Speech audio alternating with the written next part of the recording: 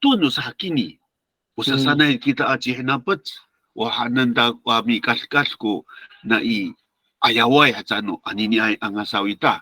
Ratak na ito'y marali sinuas, how, usatayay ho'y ayaw, hatirahay to ko malo haratang na dato no sa suara nita to ikurito.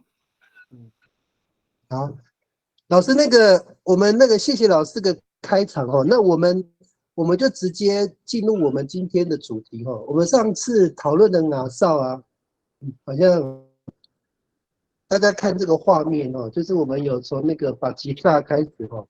这个画面有点慢哦。我们从巴吉萨一直讨论到那个吉兰阿善哦。好，对这个画面哦，我们从第一个讨论到第10个哈。那我们今天有一个重点是要讨论第9个这个法赛这个哪少啊。好，我们来看一下这个，我们看那个政治大学哦，他们根据每个哪少哦，可能他们去做田调，然后根据学者专家的一个分析哦，那个李老师，我这边想要请教你哦，你看那个画面啊。他说法赛阿美族的氏族名语义叫往事氏族名称叫法赛依照乌肉社出自米沙瓦拉瓦米沙拉斯拉斯拉萨拉塞米沙拉萨拉塞，它的意思好像是被网住的一样，是不是？就是说，老师你那个阿美语的东西，阿美语这个词汇你怎么解释？米沙瓦拉萨拉塞。对呀，那法赛还的呢说得好。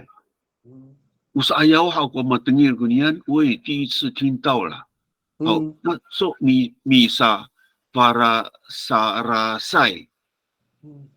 不喏，那这边他就讲到，你看看那个国语的说明，一般朦胧不清。对对对。老师，你的好像被云霞罩住了。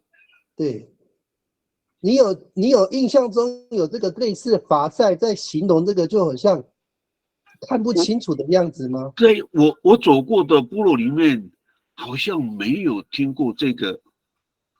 当然有啦，可能是他们没有出现吧。对。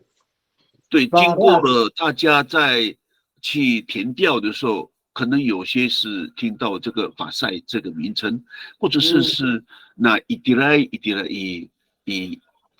sanaya赛，带你对台湾好，ada mafari situ awai kupinang，那的带来过来法赛还能来，那一地来进来好，我来留多少多给一地来能啦，那个名称可能就是这样来的，是吧？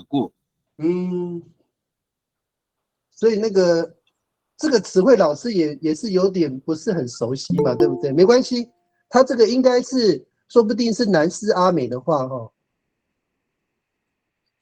那这个是阿美语没有问题就是说他是那个被那个罩住的意思好，老师，我再问你一个问题那老师这个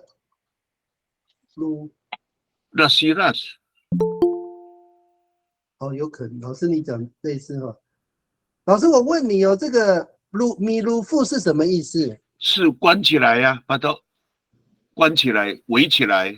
好，那老师另外一个就是说，如果我们用那个就是说笼罩这个鲁夫圣，它有没有说被云这样子笼罩起来？有没有这个意思？应该是一种。鲁夫是人的行为啊。那如果老师我讲一句话就打鲁夫案，你会怎么解？打鲁夫案就是租建呐，租建呐。那它引申的意思有没有可能就是被笼罩？因为它这个中文有笼罩的意思，就是比如说乌云笼罩，或者是天空把你包起来，就是整个乌云密布的，有没有那个有打鲁夫案的有这个概念？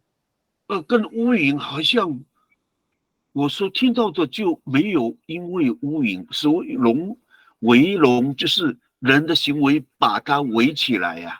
OK，所以他如果引申成就是说被笼罩的，老师你觉得合不合理？就是说他用这个词义去，比如说他去一个部落嘛，那个部落整天天空都乌云密布，好像把他们盖起来的那个感觉，他会不会说这个很像我没有呢，因为按照这个过去老人所说的乳腹，完全是人为去把它围起来的，不是因为这个天然的问题把它围起来，不是。你看所以他的解释应该是没有错了。你看关机的功绩，所谓围笼，并不是因为天然的形成所造成的一个罩子。所以他如果引申的话，引申成就是被关起来的那种感觉，可以吗？对，被关起来。就引申他被关起来，就是有可能是这个大自然就好像一个类似一个监狱的感觉，被关起来，可以这样形容。如果是扩大到大自然，好像我也没有听过呢。好，没关系，老师，我再给你看另外一个一个词我们来看一下。现场的人没有关系，你们就听吧，因为我们可能要去推论一个阿美族的迁移的很重要的概念老师，我们有一个地方啊，叫做，等我一下迁入境，对，对，也在这个位置。好，老师，你知道那个这个叫做林嘉义的妹妹叫什么？林素贞嘛，对不对？对。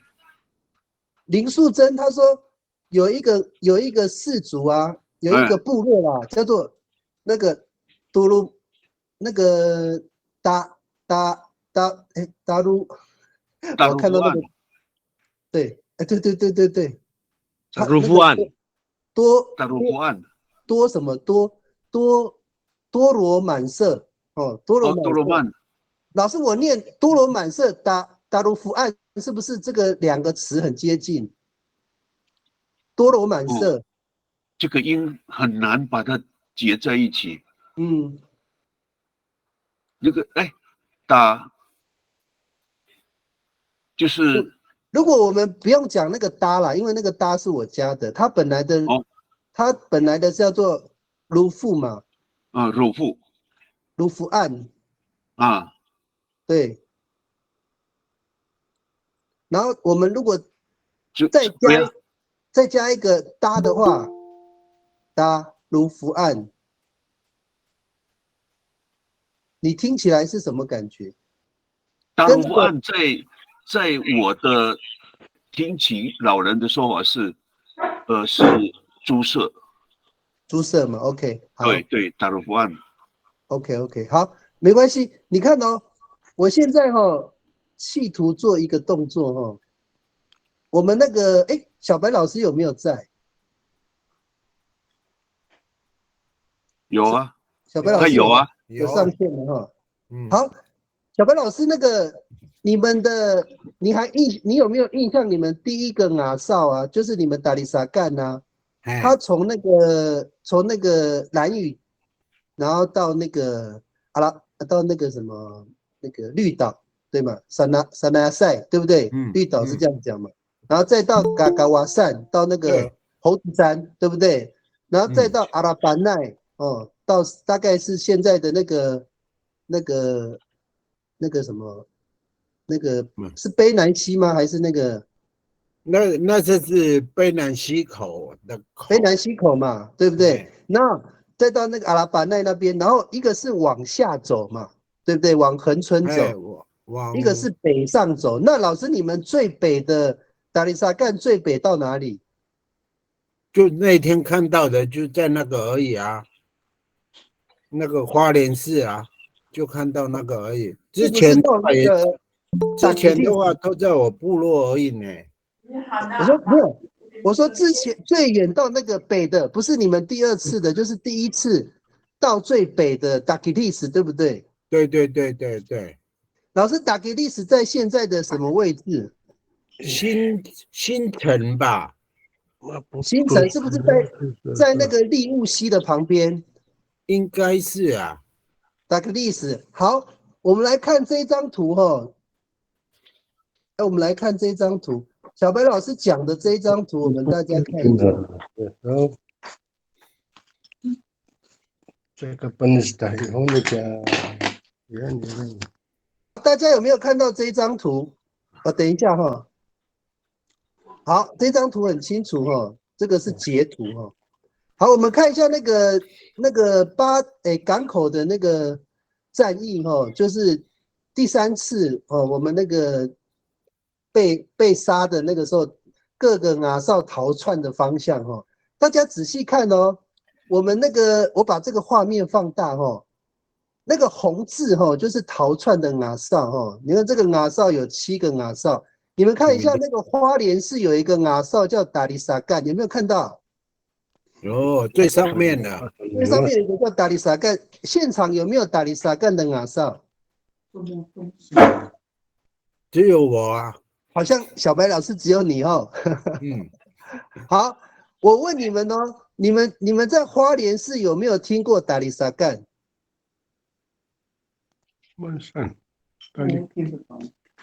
有没有人在花莲市有听过达里萨干这个nga哨？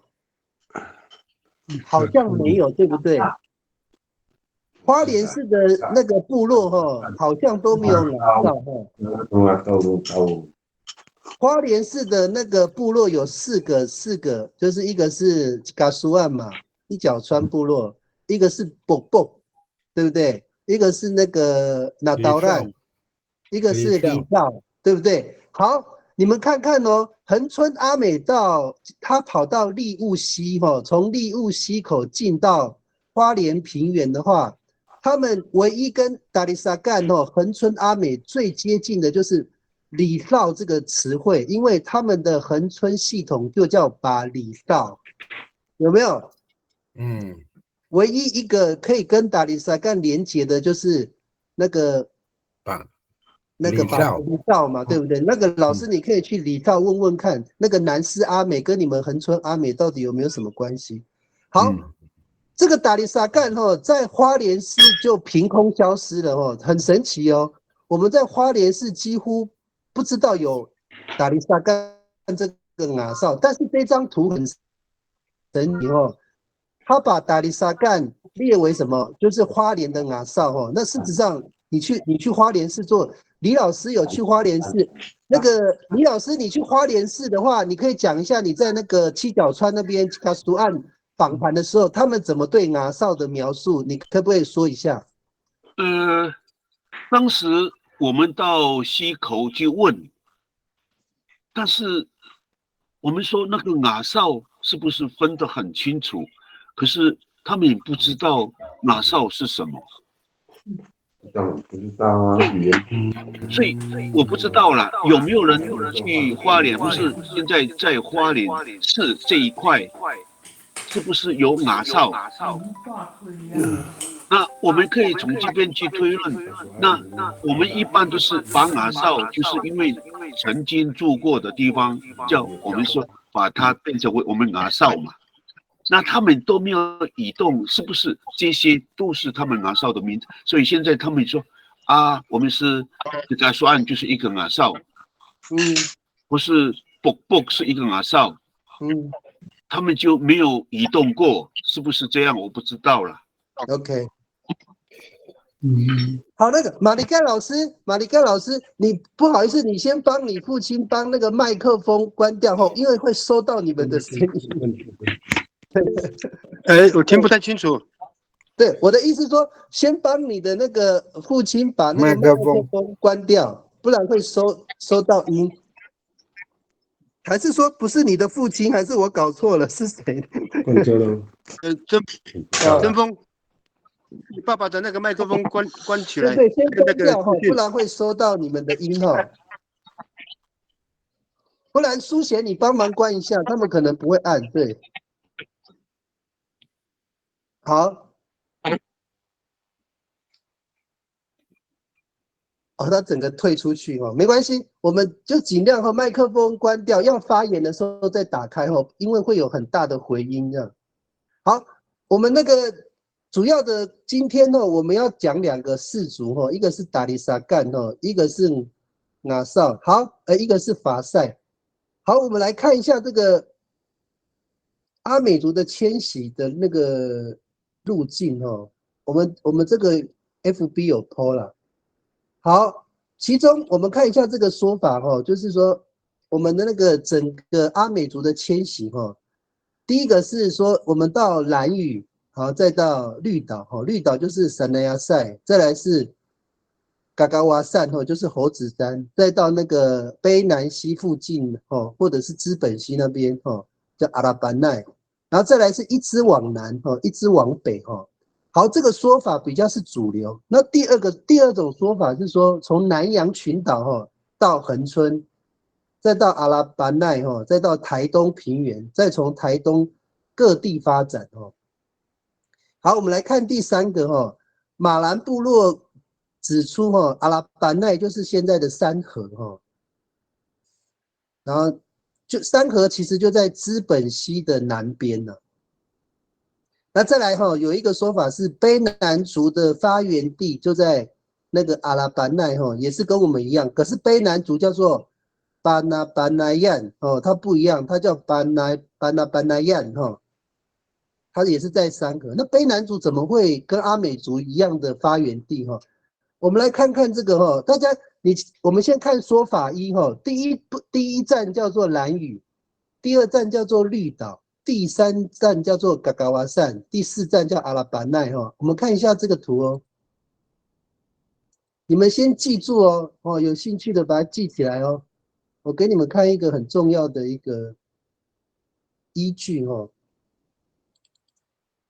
好，我们来看这个东西。好，我们看一下，阿美族是全世界这唯一拥有那个就是比重最高的具有米田堡血统的一个族群你看我们台湾有米田堡族群的有谁呢？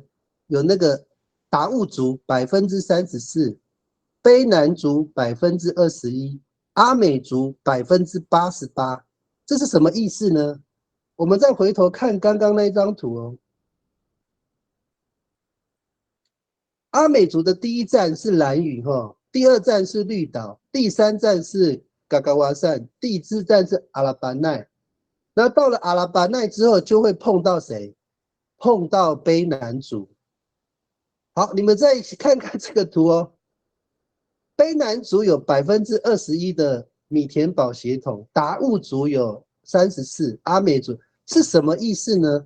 阿美族人从吕宋岛从菲律宾的吕宋岛往上移动的时候，到了兰屿的时候，他们并没有走得很快，他们在那边住了一阵子，他们跟达悟族发生了什么关系？发生了联姻关系，就是说他们有通婚的现象，所以阿美族的血统注入到达悟族里面。那注入的非常多，有34%的亚美族人、达悟族人有米田堡的血统。那阿美族到了绿岛之后，又到了嘎嘎瓦善，进入到了卑南溪碰到了谁？你们知道吗？碰到的不是卑南族，是排湾族。然后排湾族人怎么样呢？跟阿美族通婚。阿美族的血统注入到排湾族里面，大概有20%多。阿美族不仅仅把血统送给了排湾族，连母系社会制度跟年龄阶层都一并给了卑南族。卑南族也就是以前就是排湾族加阿美族的这个族群，跟原来的排湾族的贵族制度格格不入。他们形成了一个独立的特别的族群，就是卑南族。那这个现象我们在哪里看得到呢？现在我们讲的拉阿鲁哇族跟嘎纳嘎纳夫就都有这样的现象。拉阿鲁哇族就是周族跟布农族的下一代，嘎纳嘎纳夫也是周族跟布农族的下一代，可能还有混到一些鲁凯族或其他族群。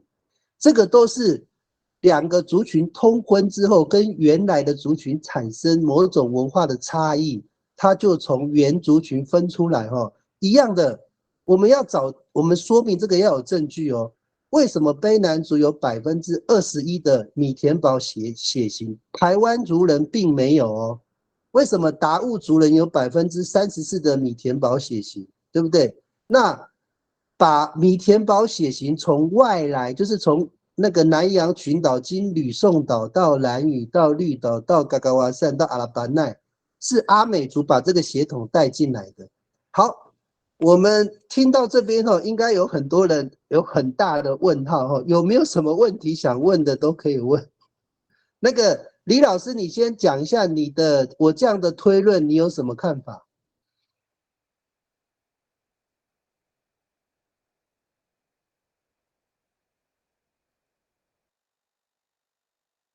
李老师不在了，小白老师。这个人嘛，总是有7情6欲嘛，这个联婚是正常的啊。尤其是我们的阿少自己的亲戚啊，自己的血统，比如说达里萨干跟达里萨干的什么表妹啊，什么以前老人家有讲过，我大有蛋这样啊，会没有屁眼呐，有那个说法啦。所以说一定要跟别的氏族啦，别的什么联婚的话，就那个老人家才会同意啊。为什么在丰年祭会有那个什么我爱红娘那个活动啊？那是以前那个你们在牵手的时候，那个老人家就会看那是谁，那是谁，那谁的孩子。如果说是亲戚关系的话，那个妈妈马上把那个女儿啊给她隔开啊，你不能牵这个，你要在那边这样。对啊，丰年祭的时候就那个家长的意见很重要啊，在做那个我爱红娘的那个游戏的时候就比较强烈了。家长。好，报告完毕。谢谢小白老师呀，帮阿拉谈来说白嘿。mana Bangalat？ 对呀，你们叫Bangalat， 我们叫白黑了，我们叫白黑。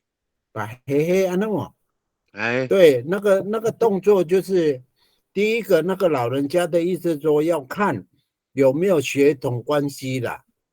以前的马拉嘎巴奥嘎米安那个中间的老人家那个外面的那个妈妈们就在那边指指点点啊，哎，他怎么会牵在他的旁边？这样就给他拉开啊。打苏马拉利亚是马上就赶走了。对，所以这个我们在丰年祭的时候就看到说有没有血统，有没有一样的血统，同样的就像现在的汉人啊，一样姓陈啊，一样姓什么的，会不会有血统的关系这样？近亲不行，近亲不行啊，近亲。对，有了，我这边还有白黑绑阿拉的，我这边还有。有哈，我这边还有。好，对啊，好，那个小白老师这边有提到一个概念，就是说阿美族的过去它是属于母系社会嘛，然后我们是采男方入赘到女方的那个家里从妻居嘛。好，如果照这个概念如果假设小白老师我以达里萨干当成是这一次的主角，达里萨干到了兰屿之后，他停下来，然后今天他要跟那个达悟族通婚是男方有没有到女方家？对，所以是阿美族的男性到达悟族的女方家，对不对？这个逻辑是声音哦，听不到声音吗？喂，有没有声音？喂，李老师的没有声音吗？我们都有。李老师，我们都听得到哦。OK， 可以，好，我没关系，我继续讲就是说，我们一定是男方入赘到女方家所以阿美族的达里萨干，假设我们今天用达里萨干当成那个第一支到兰屿的地方然后他们的男生就入赘进去而且这个比例非常高我刚刚已经提到一个证据了，就是说我们阿美族是台湾唯一拥有米田堡血统的族群哦。我们米田堡血统是怎么样的？那个，因为这个是慈济大学对阿美族的运动选手很好奇，为什么这个族群人那么少，运动选手却这么多哈？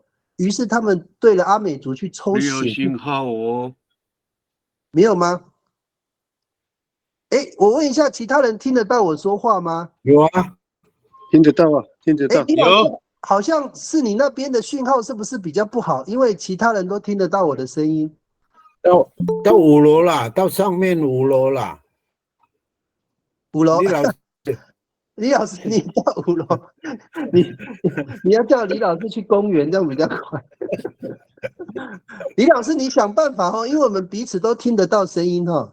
好，就是这个逻辑是这样，就我再讲一次哦，我们阿美族就是最独特的，我们拥有米田堡的血型，导致我们的运动选手米田堡的血型有什么样的效果呢？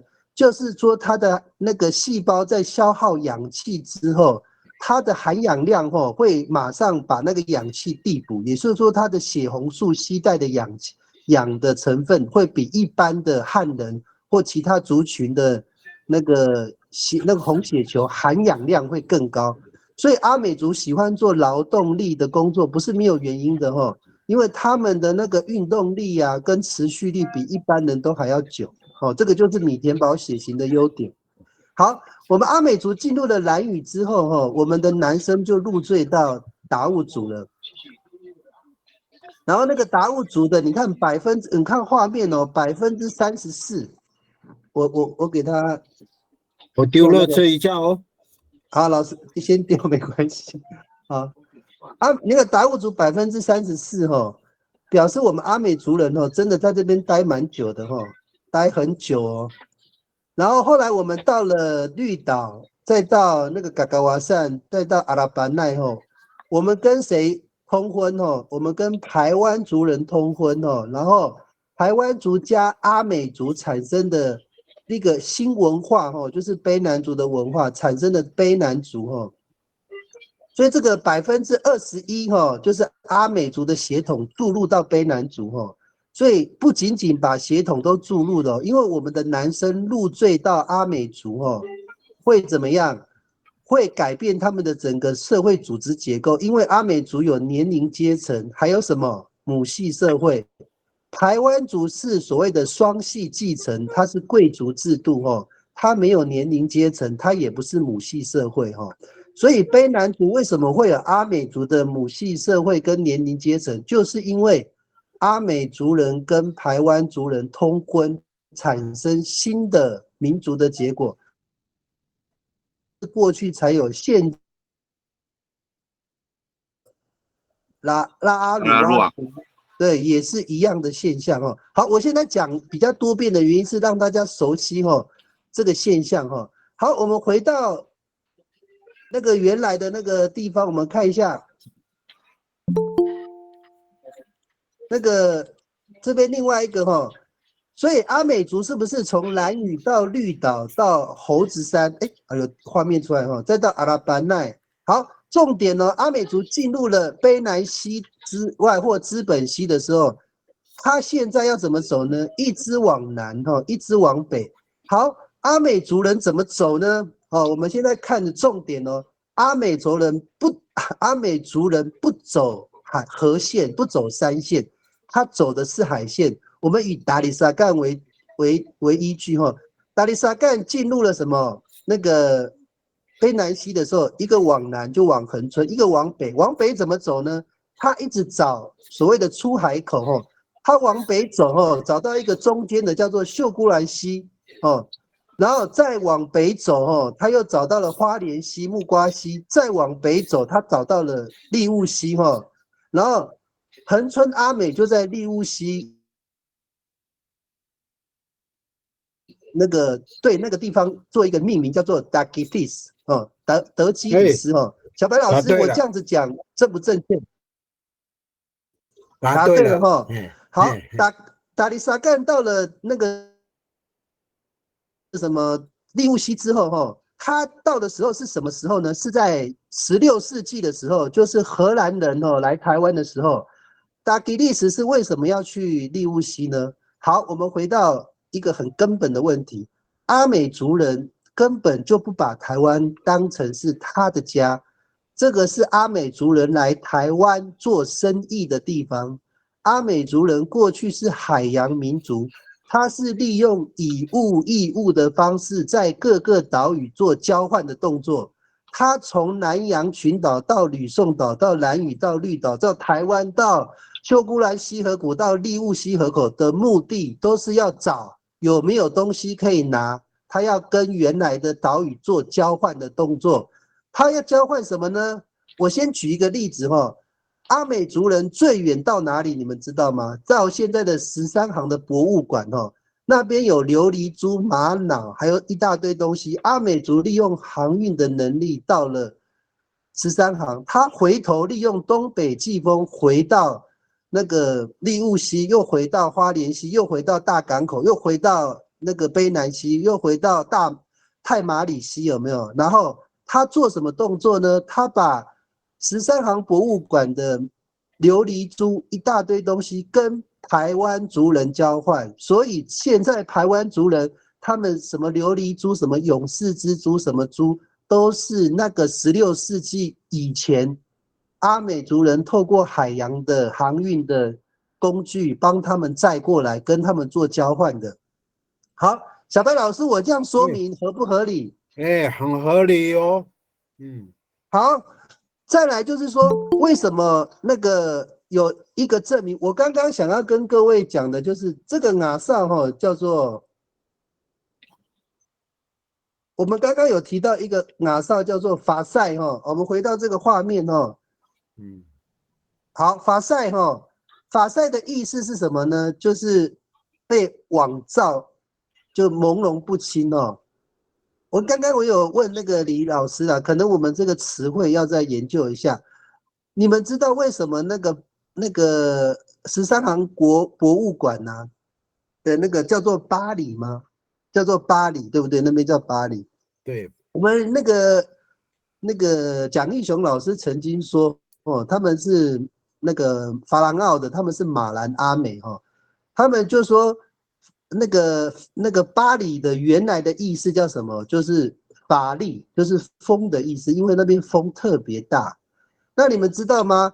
南势阿美在讲那个 F 的音怎么念，你们知道吗？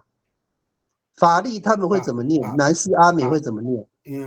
他们是 V 吧？对，他们会念巴黎，他们会念巴黎，所以在那个巴黎就变成巴黎了，它不是发里，它变成巴黎。所以你要知道那个什么那个巴黎为什么法力会变成法力？因为他们阿美族人以前在那边做生意，把那边的名称称为叫做法力，就是我们现在所谓的恒春阿美跑到了利乌溪口，又往北移到那个我们的那个，他往北移怎么移呢？他先移到那个南澳溪，再移到那个南洋溪，再移到什么那个淡水河口。他的逻辑是这样，他用风力跟洋流跟潮汐的航海的技术，一直飘到那个地方，然后从那边去跟那边的平埔族人去换东西，再利用东北季风，再回头，再到南澳溪，再到每天到南洋溪，再到南澳溪，再到利乌溪，再到秀姑兰溪，再到什么卑南溪、资本溪，做完全的南北的交易。那个小白老师，我这样讲合不合理？可以哦。好，我会不会讲太快？现场有没有人听不懂？各位同学讲话嘛，有什么疑问吗？没有疑问，听得懂。好，大概没有什么意见，我继续讲好，你们知道那个停留在那个我们讲的巴黎的那边的一个最重要的族群是那个把东西带到那个巴黎的那个族群叫做什么族？你们知道吗？叫做巴塞族，你们知道吗？好，你们念一下那个法塞你把那个 F 念成 B 的音叫什么？巴塞，也就是说，巴塞那个时候在13行的巴塞人，现在已经消失了啦。但很多人都不知道他是哪里来的人，他就消失，整个族群跟他的语言都消失了，找不到这个族群在哪边。因为是阿美族人去那边交易，又跑回东部了，他没有在那边待很久，他只是去那边做交易的。因为阿美族人不仅仅是在13行博物馆交易，他又跑去冲绳，他跑去琉球。你们有没有看过一个影片？一个阿美族很漂亮的女生哦，她有拍一个影片，她去冲绳嘛，她碰到当地的，应该是当地的人，当地的原住民，她有一次就撞她一下，她说：“啊哥。”他就拍影片就说：“他是阿美族人吗？他怎么的痛跟我们的话一样？”事实上，阿美族人本来就有航运的能力到冲绳，甚至到往上一直到日本。日本有一个民族形成的说法是，他们的民族是一个是北来说跟南来说。那阿美族人透过这个那个潮汐、洋流跟我们的航海技术，想当然尔到日本一点都不困难哦。我们阿美族人最会的就是航海能力，所以这个过程呢，我知道很多人第一次听可能有吓一跳哈。所以这个法塞族哈，为什么我们在我们那个叫什么法塞这个雅绍哈，为什么在我们的那个现在大部分的那个我们的那个，比如说大港口事件啊，或者是什么的那个部落，比较没有法塞这个雅绍，因为他早就离开台湾了，他剩下的人不多哈，留在台湾，大部分的法塞族都到处乱跑了，他已经没有那么多的人留在台湾，他可能又回到吕宋岛，有的跑去日本冲绳，你没有回来的一大堆。好，我讲到这边，我知道很多人有对阿美族的历史现在开始有很大的脑袋震撼，跟我们看的教科书不一样，有没有问题想一起讨论的？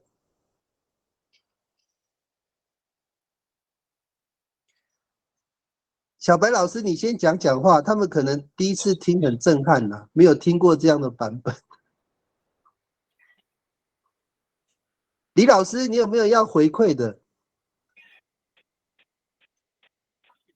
难怪我印尼的朋友说法会跟我们的一样。那个法会一样，老师你要表达的意思是什么？这个印尼朋友啊，他说你们的猪是什么？我说法会，我们的也是这样。玉里，我们阿美族人应该差不多啦。我现在那个松林大哥，你听到这个印尼的朋友了，印尼的。对，松林大哥，你现在听到我讲的这个东西，你是不是没有听过？没有。那你听起来的话，你自己的感觉怎么样？很震撼啊！好，我不知道李敬信老师还在不在？李敬信老师在吗？哎，有在。老师，你讲一下，可能很多人对阿美族的航海能力有质疑了。你讲一下你小时候看到的整个东海岸都是竹筏的现象。我们都很清楚哈。阿密斯很会米德勒多呀，lalanguyan，我lalanguyan巴萨瓦利过竹排，好，迪拜还那个是汉人的讲法了。所以我们可以从这边就知道，过去我们阿美族可以利用这个简单的这些航行工具，所以过去我们老人称这个过去的简陋的船叫吉法是什么意思？那吉法就是那个好像不是很显眼的这些东西，东凑凑西凑凑这些东西，把它作为一个交通的工具，这就可以从这边就知道了。还有就是我们都知道，米嘎嘎红古马多阿塞格米好，一做等了就是这个时间，要努比巴奈马哈尔杜米嘎嘎吉拉好，一除潮结束了，米德勒多呀卡拉木yan，马尔米德勒当说都把吃风，当然做过了干能了。这个时间就是因为有的时候是会海里面会平静嘛，会很平静，虽然是有法利奥斯，可是它有平静的时候，不像冬天一天到晚就是北风会来嘛，对不对？所以呢，你看把这风筝了都在那边，把西做过比卡路能啦，然后把西提莫麻烦那张啦都你哦sanol no real，把西阿米斯库拉格no sanol，saga那tirai提莫张啦好，把这风都你哦沙方都沙列了。sa fangan o rumah-rumah to salir. Ta koto santo ni mi koto kuya salir. Tanga sa to I nyaro san hao mi foto changra to ni u salir nangra.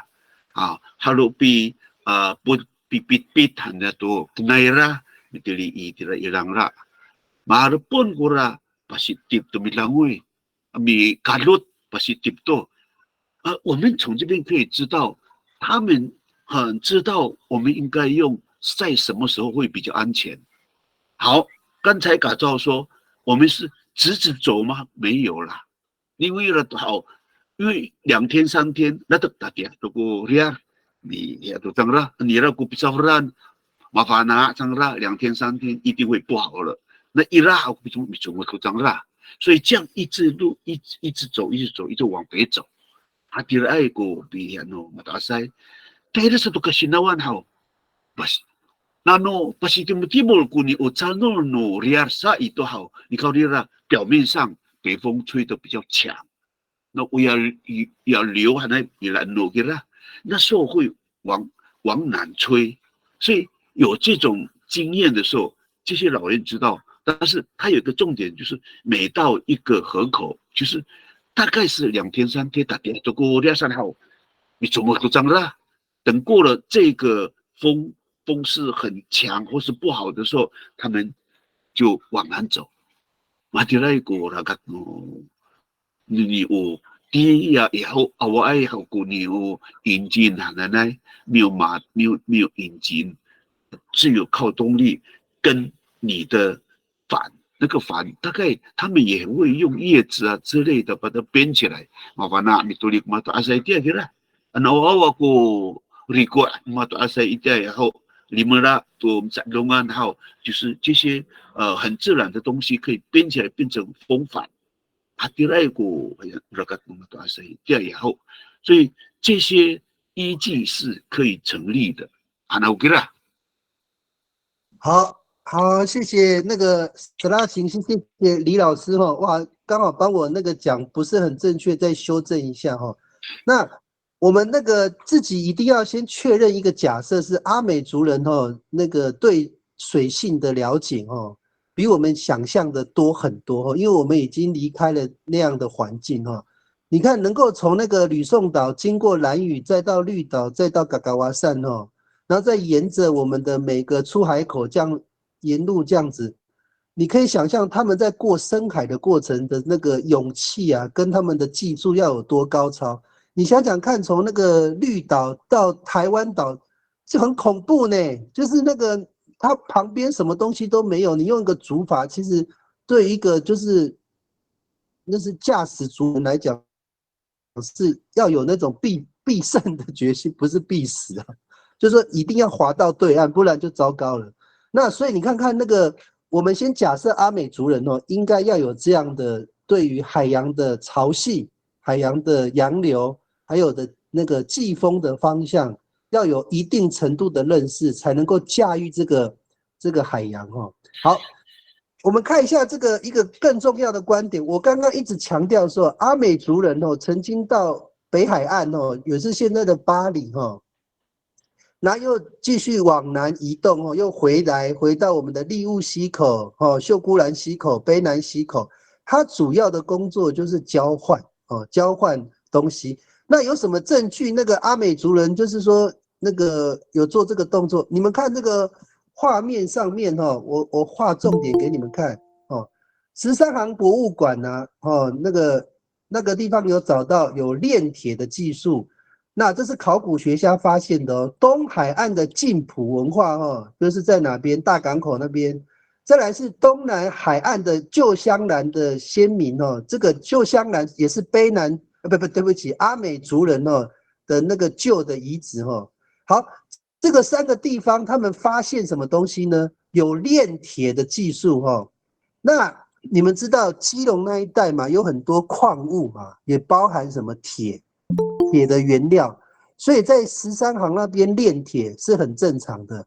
那阿美族人的马赛族发赛这个牙哨还有达利沙干到了那个地方把那个炼铁的那个原料、技术还有方式带到哪里呢？带到晋普，也带到哪里了呢？旧香兰。他们不仅仅把技术带来，也把铁的原料从那个13行那边，从基隆那边载回来好，载回来的时候都是在出海口啦，一个是在晋普，一个是在那个旧香兰那边。然后小白老师，你要不要讲一下那个你曾经听的传说，那个卑南族人就是强迫阿美族人帮他炼铁的故事？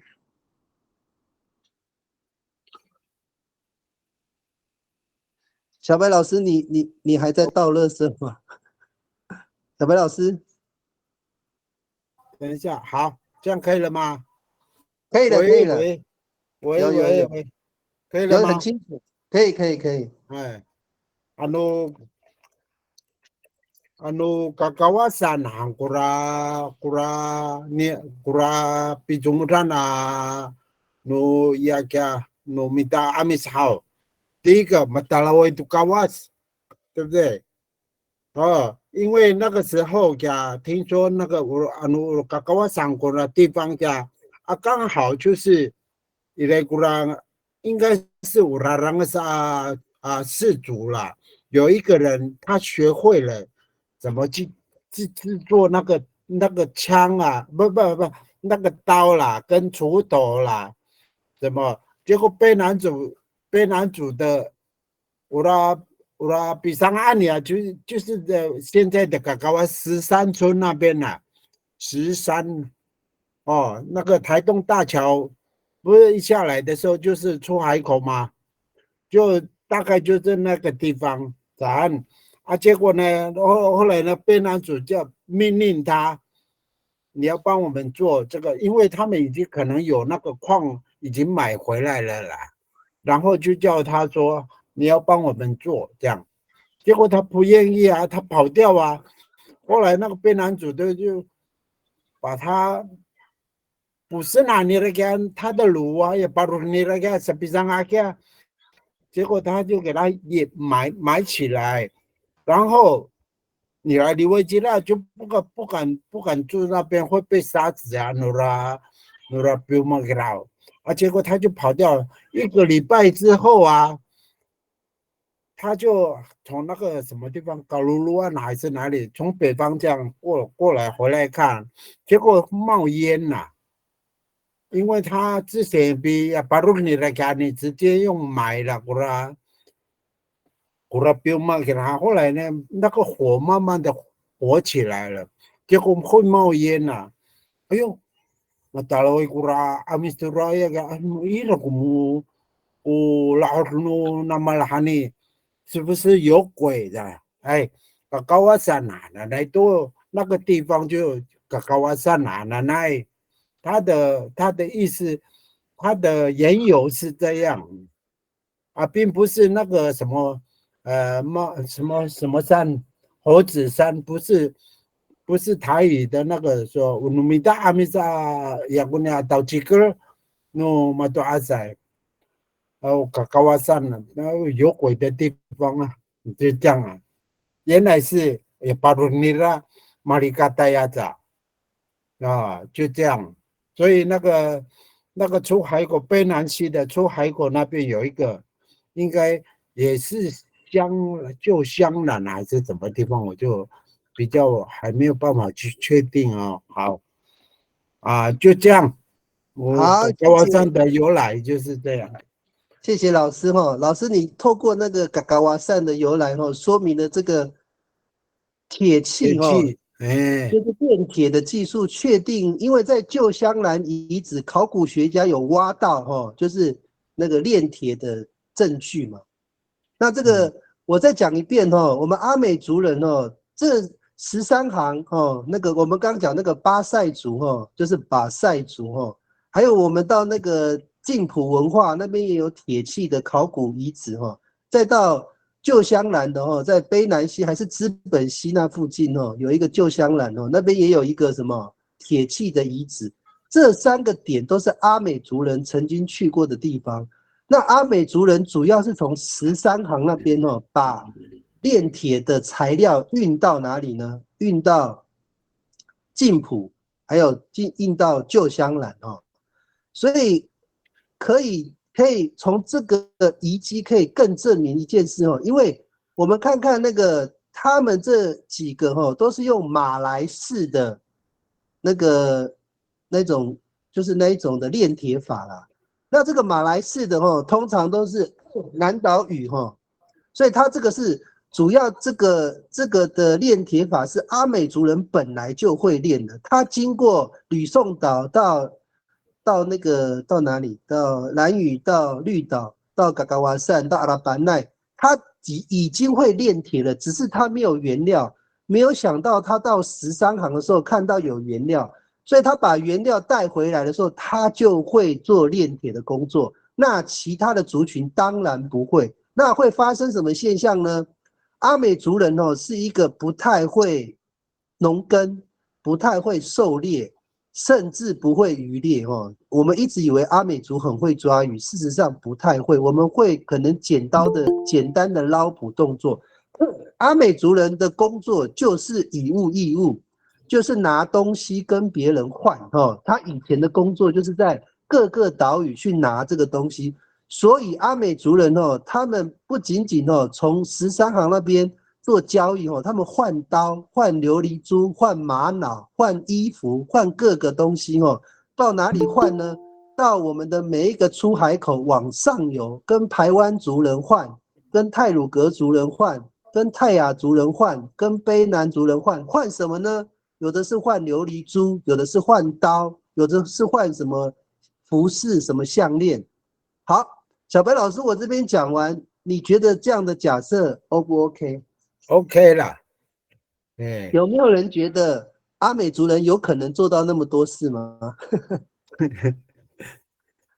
我看松林大哥，你有没有听过这样的论述？以前有听过说是通常都是以物易物啊。对，以前是以物易物啊，以前没有货币啊，一定是用交换的。对。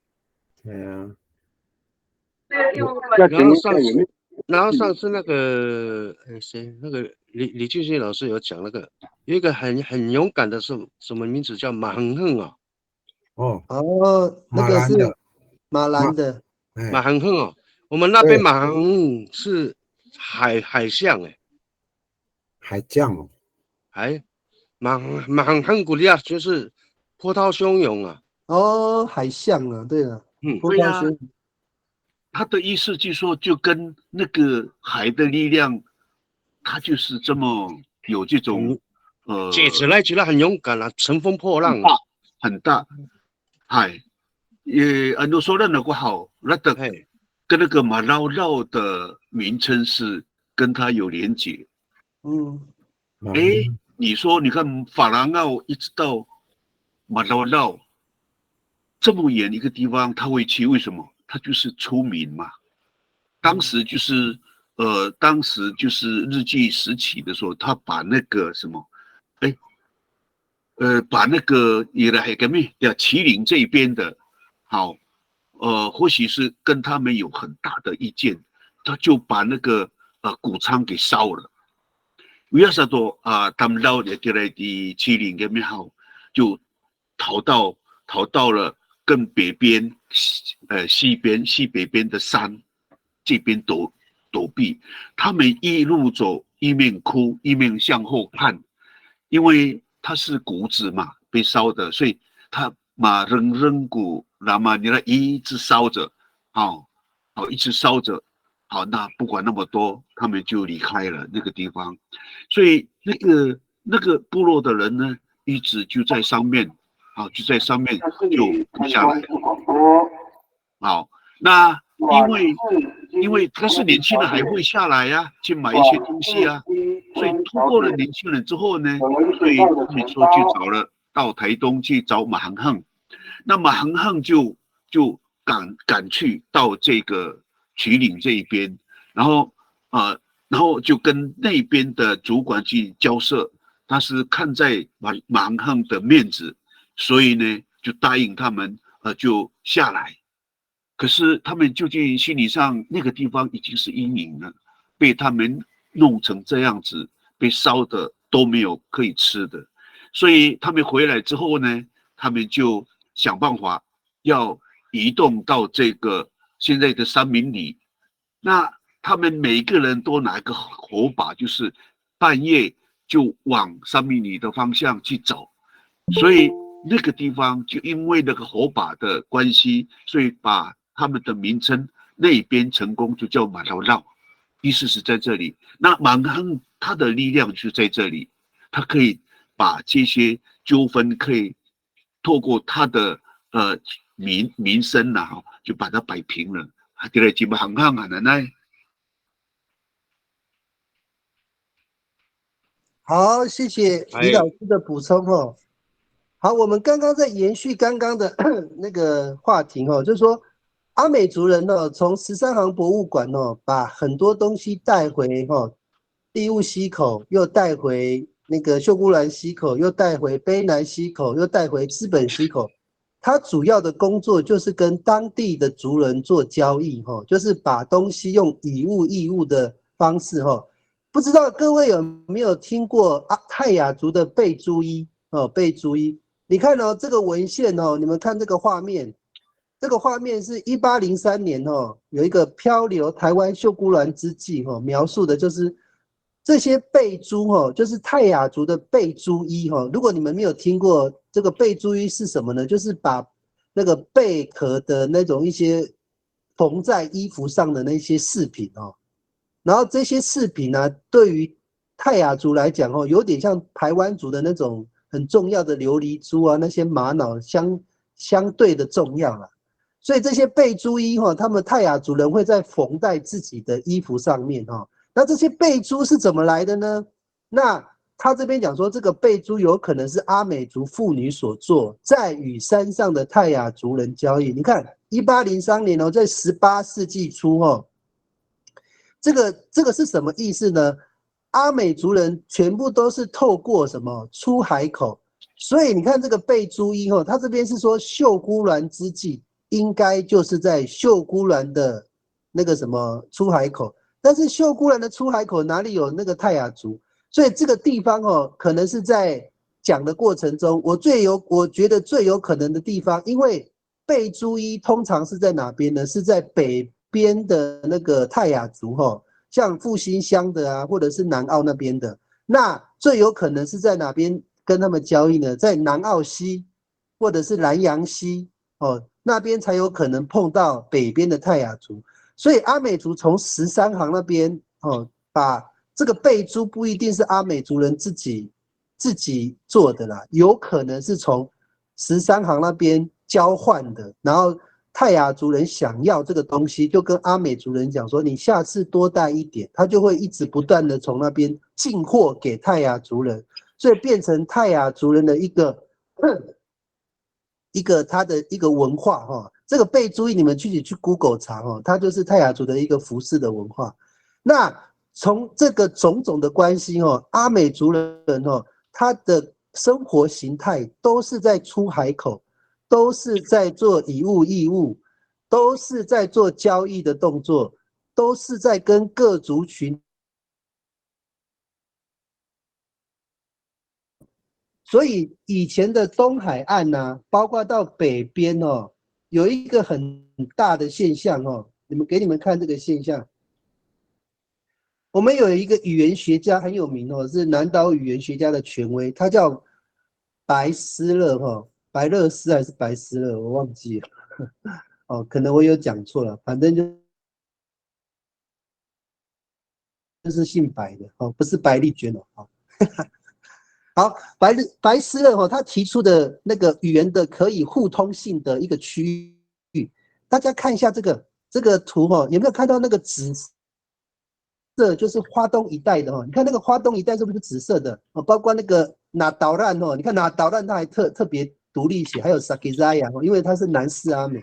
好，再往北你们看到往北的时候也是紫色有没有看到最上面这个叫做巴塞这个巴塞就是我们的阿美族的那个法塞那个牙哨它抵达这个地方，用他们的牙哨命名。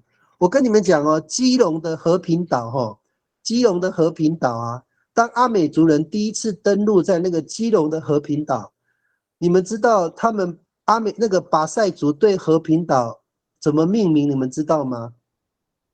叫做敦曼。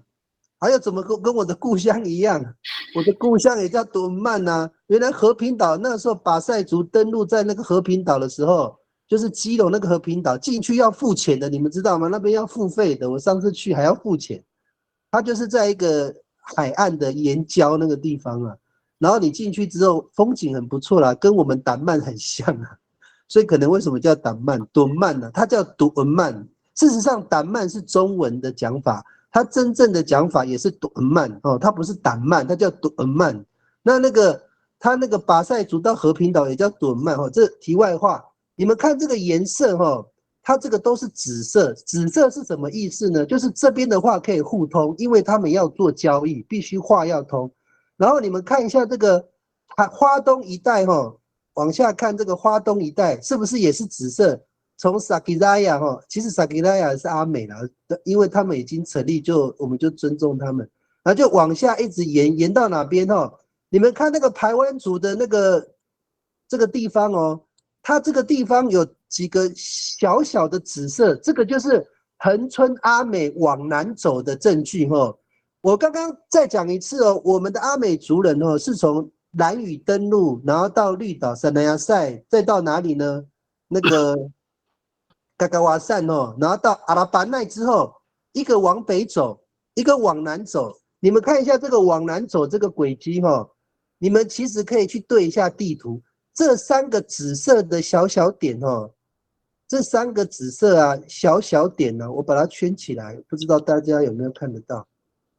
好，我圈起来这三个紫色的小小点就是我们那个恒春阿美，它往南走，它走海线，它登陆的什么出海口，这三个一定都是出海口。你们去对我们台湾的地图就知道，这三个一定是出海口，一定有太马里溪，一定有利嘉溪，有什么溪都是阿美族一定都在出海口了，因为他们利用那个叫做竹筏的，他们只会在出海口登陆所以，但是阿美族人我们下一次再讲阿美族人走那个路线就是我们走那个不是海线我们走那个从那个满洲直接穿过去到另外一边。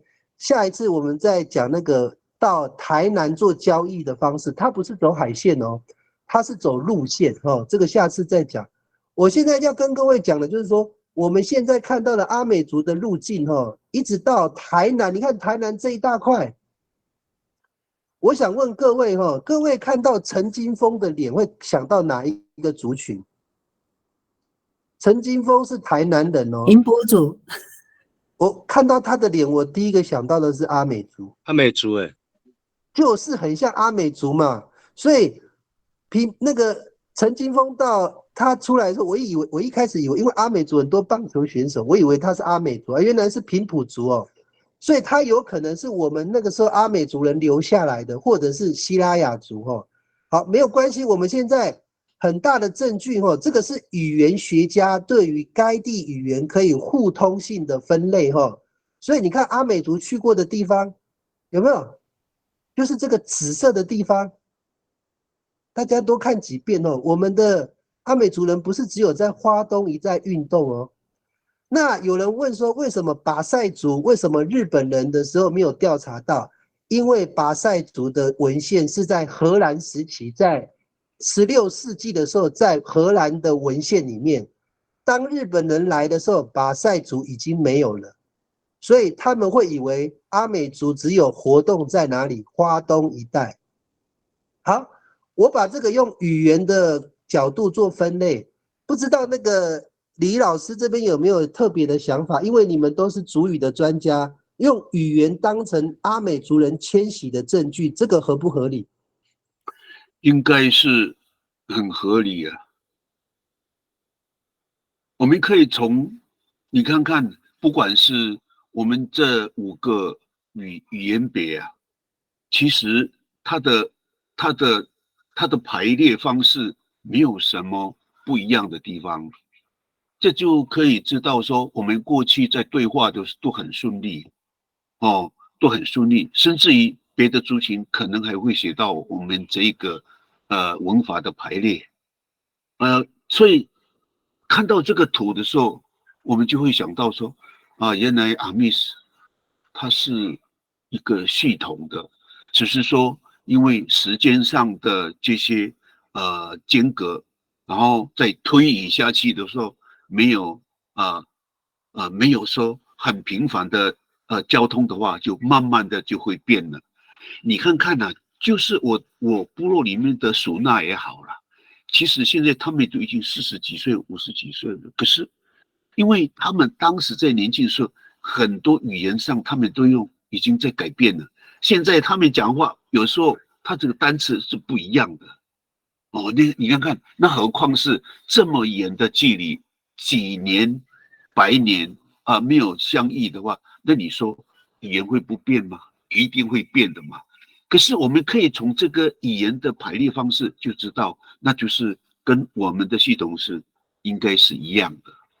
我是这样讲啦，对，李老师，那我再请教你一个问题哦。那我们一般现在很多人很喜欢用数字的相似性来解释说南岛语系的说法。那我们现在特别我们跟排湾族人的交易行为特别多那我们排湾族人的1到10是不是都很像？排湾，因为我们必须跟他交易数字，你要1个、2个、3个、4个，他一定会说要一样嘛，不然怎么交易？因为我对排湾语不是很熟，不知道现场有没有人知道排湾语的1到10是不是跟阿美族语是很相似的？有人知道吗？有没有人？1半以上都像。1半以上我们可以从这里就知道，那过去是不是有接触？有接触，所以呢，我们可以从这个交易的方式去把它推论下去，这个语言是不是会有一些连结？所以这里面我们更可以知道说，他因为有接触之后呢，所以很多的这些族群，可能在数值上越接触的越接近，同样的相同的更多。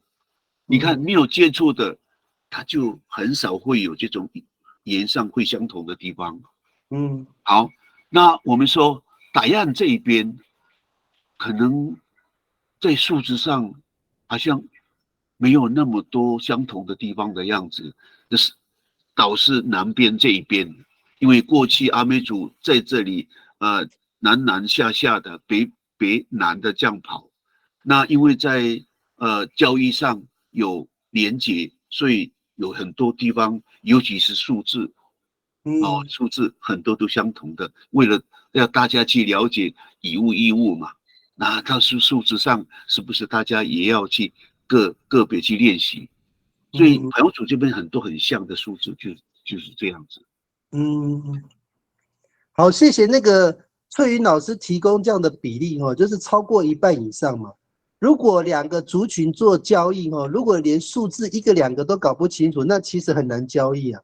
所以我们刚刚有提到，我们来看一个东西那个阿美族人从那个13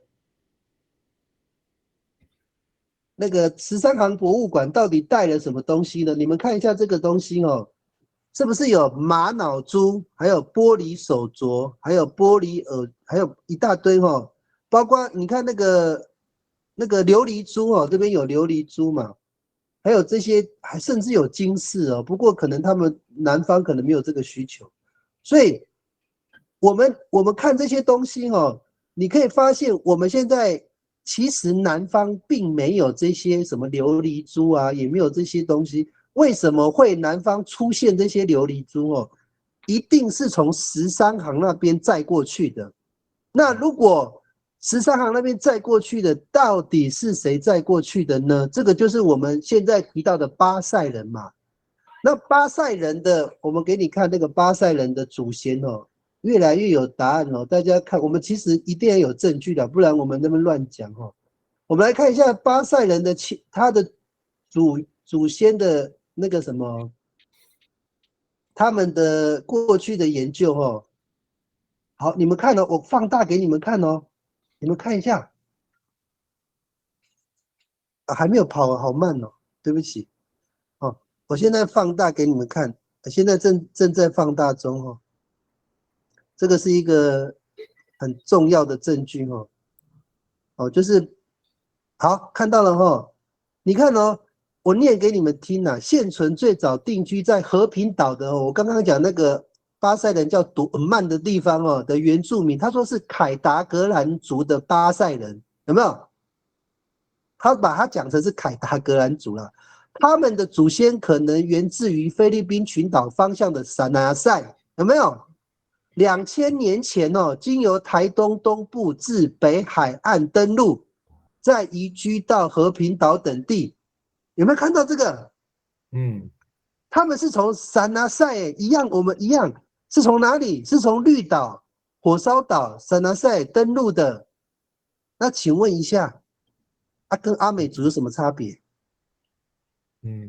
我想问各位，如果他是从撒那塞登陆，全部的族群，台湾原住民的族群，只有一支是从撒那塞登陆的，就是我们阿美族啊。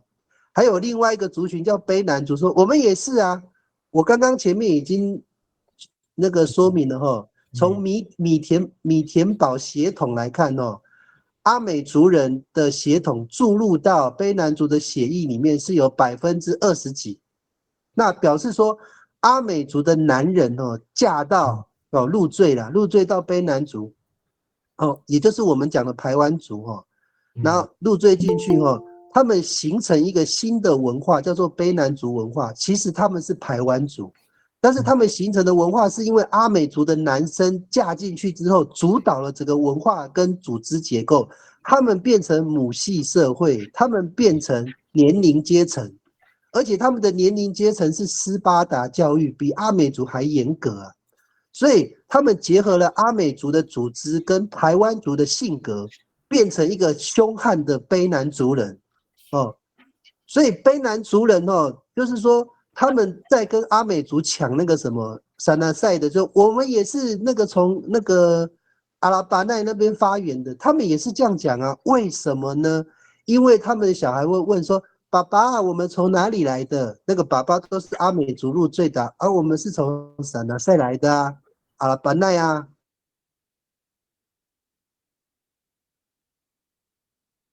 就是这样子，因为我们的血统注入到排湾族有21%，而且都是入赘过去的，不是嫁过去的哦，所以才会变成是由母系社会的卑南族脱离了排湾族哦。好，大概是这样子。好，李老师，我这样子讲合不合理？应该是很合理哦，因为你看，我们从这个我们的制度来说好了，那我们是所谓的母系社会，讲是母系社会了，其实那个是分工的社会。那因为如果是母系社会，那不就是女人替当家吗？但也不是，只是说对，父亲是对外，母亲是对内，这种分工。那刚才又说到了卑南族，这个排湾族这一边，他们的米田堡的血型，因为有这样的一些关系，我们可以知道，那排湾族它是一个父系的社会，你想想看嘛，这个入赘的阿美族人怎么会甘心在他们的统治之下呢？他们当然会组成了一个他们小小的一个小社会嘛，这样延伸下去以后，慢慢壮大了，他们也离开了，也写了阿美族的这个年龄阶层嘛。应该从这边可以知道说，从血型开始啊，每天保这个血型开始，就可以推论推下去，那这个卑南族跟阿美族的关系是多么的密切。谢谢那个李老师哈。大家可能有人不知道有没有人刚进来，我再讲一遍因为今天讲的东西可能很多人从来没有听过阿美族人从吕宋岛经过兰屿停在那边一阵子，我们的阿美族的血统注入到达悟族里面就是我们的男生跟那边的人女生通婚导致那个达悟族人他本身含有34%的那个米田堡的血统，阿美族人又离开了哪里呢？兰屿然后进入到哪边？绿岛，到绿岛之后又到了什么？那个台东就是现在的卑南溪那边嘎嘎瓦善，然后再到阿拉巴奈，然后碰到的第一个不是卑南族，那个时候还没有卑南族，他们说碰到的是排湾族。然后排湾族是双系社会他们主要是父系，然后他们是那个贵族阶层就贵族啊、平民啊，他们没有年龄阶层。然后当那个我在猜啦，这是我的假设，当排湾族人没有男生，是他们家只有女性的时候怎么办呢？阿美族人这时候嫁过去嘛，入赘了，假设了，就会形成两个族群通婚的现象。那这个现象我们现在在哪里看得到呢？就是在噶纳噶纳府跟拉阿鲁哇族这两个族群都是邹族跟布农族的下一代，因为两个族群重新结合，产生新的文化，产生新的认同，导致他们形塑成一个新的族群意识。一样的，卑南族它的祖源就是排湾嘛，你们知道那个斯卡罗也是啊，他的卑南族说斯卡罗也是卑南族啊，排湾族说不对，斯卡罗是排湾族，他们为什么要争这个？事实上，斯卡罗也是类似阿美族人跟排湾族的下一代嘛，他们就是形成了一个新的社会组织嘛，才会造成这种现象。那卑南族我们再回到卑南族，卑南族就是说它里面形塑的一个新的族群意识，所以它就独立了嘛。所以我们看画面如果你们第一次来看的时候，我们的阿美族的米田堡血型是全台湾唯一具有米田堡血型的就是阿美族人。那为什么卑南族有21%，达悟族有34%？是因为阿美族的迁徙路径是从兰屿进来，再到绿岛，再到阿拉巴奈，对不起，再到嘎嘎瓦善猴子山，再到阿拉巴奈，再碰到排湾族，排湾族跟阿美族又混在一起那那个对，然后下一代就卑南族。那还有一个问题很多人就会说，那阿美族人到兰屿的时候，我跟你们讲，我大胆的假设，非常大胆的假设，这个我自己的假设啦。达悟族的航海技术跟航海能力是谁教的？你们自己想想看，你们要想想看是谁教的。如果达悟族人当初的航海能力够好的话，早就来台湾了，对不对？你懂我的意思吗？那为什么阿美族人过门而不入嘛？他是经过，他又没有停下来，他继续走他的，他一直往北走，最后走到基隆的。其实我跟你们各位讲如果就我们刚刚那个语言的地图，它现在台湾它最远到哪边？你们知道吗？在桃园的出海口，大概在竹尾渔港那边，是阿美族人从那个兰屿一直往北走，走到最远的地方就到桃园的出海口，那个是最远的路径。因为这边的用语言学的角度，巴塞语我们其实有时候阿美族人一直觉得自己的历史文化不够怎么讲，不够好写，就是不漂亮。我跟各位讲，当初的东海岸还有北海岸的通用语言叫什么语言？你知道吗？叫巴塞语。什么叫巴塞语呢？就是阿美语。当巴塞语自称自己是巴塞的时候，日本人还没有来台湾。日本人还没有帮阿美族人命名，你叫做阿美族，你叫做阿美社。阿美族人也没有帮自己命名，你是哪里的人？一般在还没有讲说我是那个高地的人。阿美族人从来不会说自己这一群人叫什么人，他都叫自己的阿少，或者是称自己是来自于哪个部落的。他从来不会说自己叫阿密斯，也不会叫自己叫板炸，都是后来别人称呼他们的。好，李老师，我讲到这边有没有这个假设有没有成立？没有错啊。有啊，你看看哈，我在我田调里面也问过这些耆老，尤其是靠纵贯，对纵谷这一边，我阿米san pura timur, kamu itini upangca sa kamu. Mensenay ko ra pangca sanay ira ko tatulong ra swaliso. Hana ko milicay. Hay, 我原住民ko pangca hananay. Hay, chay ko nika swano tao iraw maruay pangca. Da hay upangca kami. Now, katingiran to no rumah-rumah tu ka iraw ipangca tangga amaro sang kuswal. 这个就支撑我绑架kita，可是我们绑架的人，第二种方呢，我们的绑架就是以台地的地方，不管东西南北，只要是比你的地势高的那个地方，就是绑架。所以很多人就说，你转过了嘛，你个招，一绑架，不会是在下面哦，一定是在高地的地方。这个叫绑架啊，我们就要了解我们国的绑架啊，是其他哦。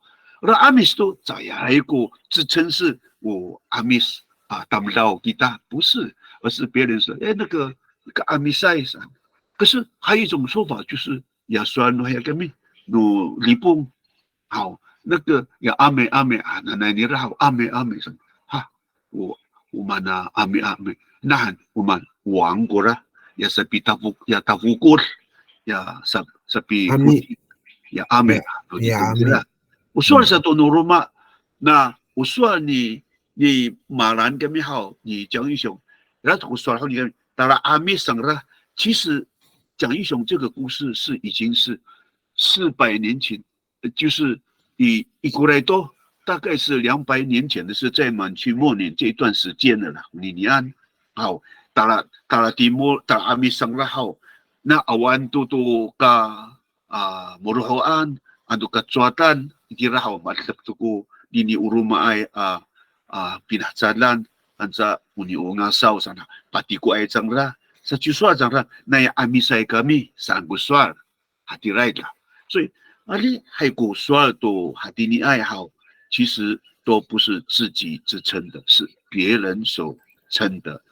与了阿米塞，那个阿米塞当到，ano tahu pangca， ano tahu sa uli la kungangan， 所以 now， dapat ini hao， ya tu kita ini awai tu ku fana ita masa na ku ka tai ka pi sa cai akia amilului tu maru ini utu as ita asa tu kita nahan ta'alif tu go pina suot no mihsaan ansa masa patek to ko mihsaan haw maraw-raway to lang ungasaw to ko iray rumatini ura no to ko ninian ya ayaw haw chay to ka fana tira sa to ura ami ala kia masilai naratsulan hananay ami kilim to nini hanomiso kaitiraan 完全是现在是靠那个鱼子了，好，能喊得好。比较有连贯性的，然后的确是目前还有存在的，都是因为这个根基，现在才慢慢去追上去的。那我们现在所知道的，都是在满清末年之后。你想想看，那个距离是多少了？已经很长了呢。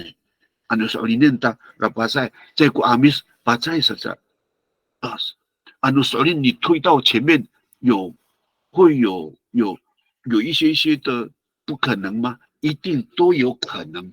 那还能特别还能 atau ni ya raga tu soal ni bisa marah kan那ya ulu kami hao 最过啦，一来做了把在行的那也老也呀，好，就是我们的最别的地方，好，那伊拉个矿石一点啦，有好mga爱能啦阿米多罗，所以那个琉璃珠啦是什么？凡是冶制的这些的技术，他们都有了。Saka ira kunio ulo mato asai mari tengah ita itira你看阿密的那个老人都有带呢，为什么那么流行啊？也就是说，因为这个关系啊，都有啊。sa ira kuya ulo ano mari tengah ano sa hara tengah soal lizayan na mo kumari tengah na mo nahau 一定都会给你这个答案，但是现在都不见了这些东西。那最古你。就是从这个会制冶炼的地方嘛，好，那你可能是一大，在那个在这里北部这边好，像瑞滨这一边，你都可以看到一个铜，冶铜就铜矿的地方，还有黄金的地方，你说这些铁的怎么会不可能有呢？一定有嘛，有这个技术嘛。所以anak-anak tak ada tengah kaira itini kita nan ira di zawi ira tin iya ya naracuran no harapanay sa la ano satu ukamaruan no amis kurira ano hanan tapi haratang say kunut saya arakat ko ni atiray ko rakat no amis oh hai 报告完毕。好，谢谢那个李老师哈，哇，很清楚的一个补充跟分享哦。我们再看一下这个画面哦，我们找一个更久以前的那个文献哦，你们看，我把它放大哦。就语言考古或人体 DNA 的研究哈，南岛祖先就是我们哈，约6000年前就从华南进入台湾。部分人约在4000多年前用航出台湾到吕宋岛等地，竹筏帆船是台湾航海文化的特色，有没有？好，我们再往下看哦，看一下他们14世纪的有一个书叫做岛屿志略哈，指琉球就是指台湾呐。那你看哦，属与澎湖差异。水无洲这个不会念哦，以筏祭之就是专门是用竹筏的哦。明帝国、荷兰帝国、清帝国时期都有竹筏的记载。19世纪中叶开始有照片，竹筏一直是台湾航海主流。日治初期统计全台渔船近万只，竹筏占约60%。这个叫三板，对不对？三板船约40%，也就是说，整个台湾哦，在日治时期的时候，就近万只你可以想象，那个时候其实用竹筏作为航海的工具哦，一直是台湾的主流啊。那南岛民族它更是以这个为主啊。哦，那这个是14世纪的一个岛屿志略里面的一个证据哈。好，给我们。现在，因为我们每个东西概念哈，那一定很多人会问说，那为什么阿美族人后来没有用那个竹筏继续做交易呢？我们要看从历史殖民者进入台湾的时间哦，清朝的时间开始做一个动作，叫做开山抚番。我们在清朝的时候哦，清朝开始有一个开山抚番的动作。在明郑时期哦，就是郑成功的时候啊，那个什么郑成功怎么样呢？他就禁止所有海边的所有航运的，就是航海相关的活动。所以阿美族人很可怜，从此之后他不能再做交易了，他只能从海上的活动转成陆上的活动。发生什么事情呢？阿美族人开始转型，怎么转型呢？我们开始要学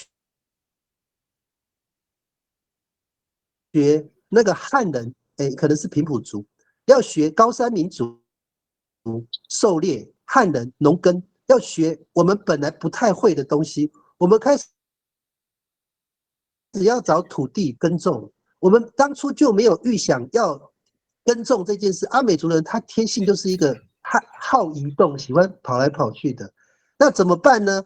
阿美族人只好沿着卑南溪一直往上游成立部落，沿着秀姑峦溪一直往上延续部落。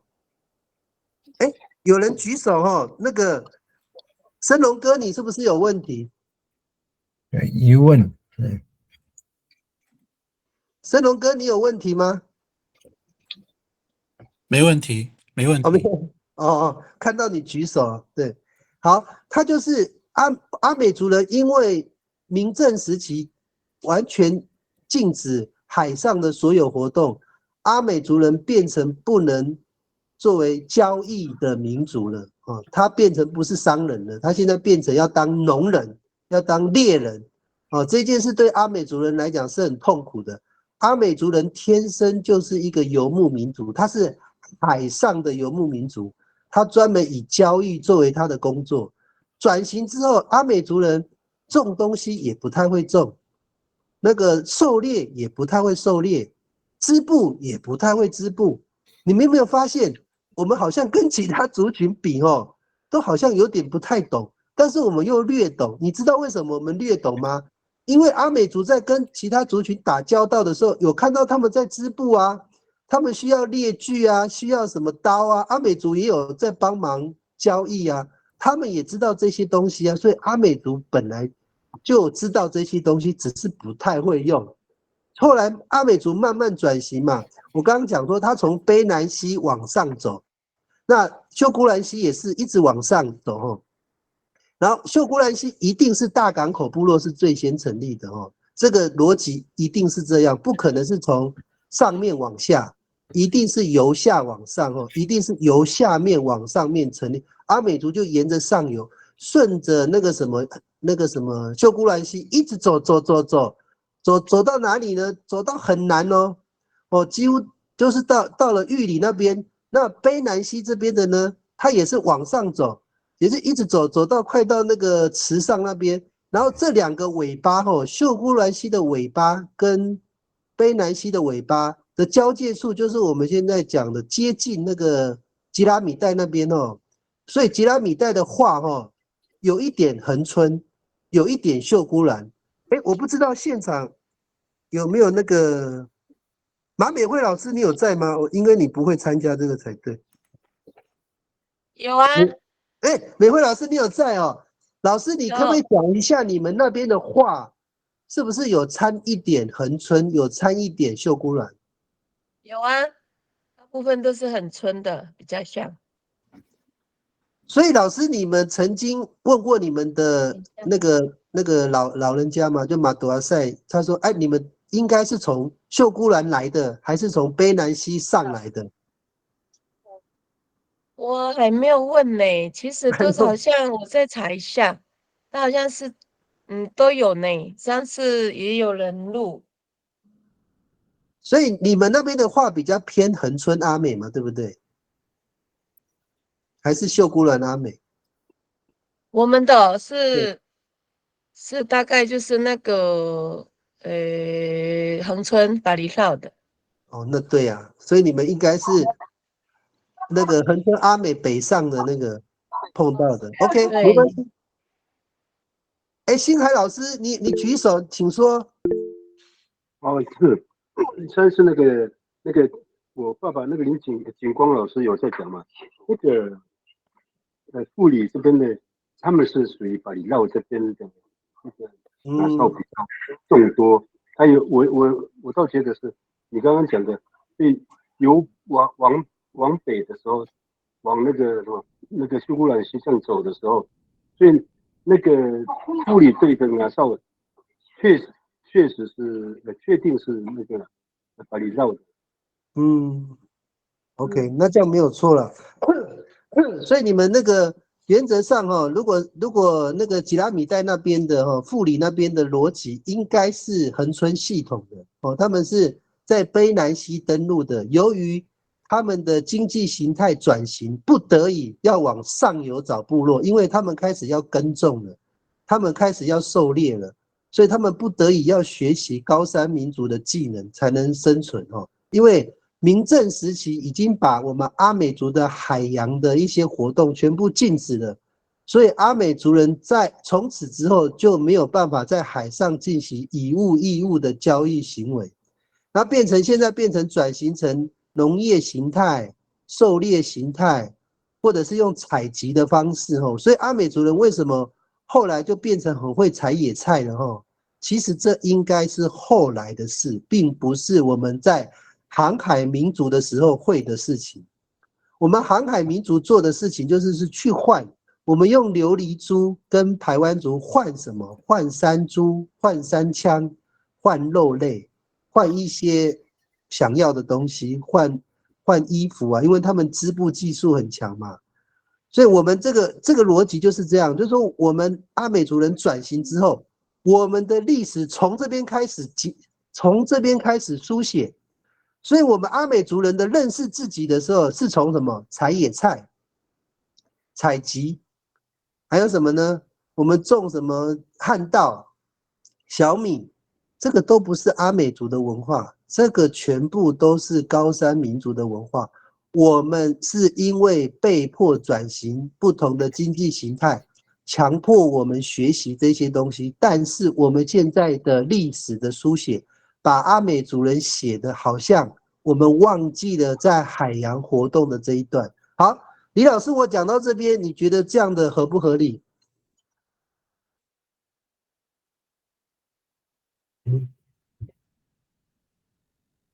不然小白老师你讲一下。啊？什么？老师，你刚有听到我讲的那一段吗？没有呢。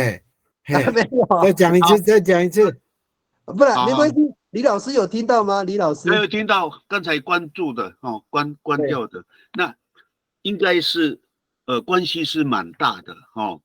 那我这样讲好了哈，过去现在所谓的阿美族名称跟绑架，其实那个是满清末年之后才有的名称，是在日本人或者是可能绑架会比较久一点，因为那是我们自己所说的语言嘛，就是台地嘛。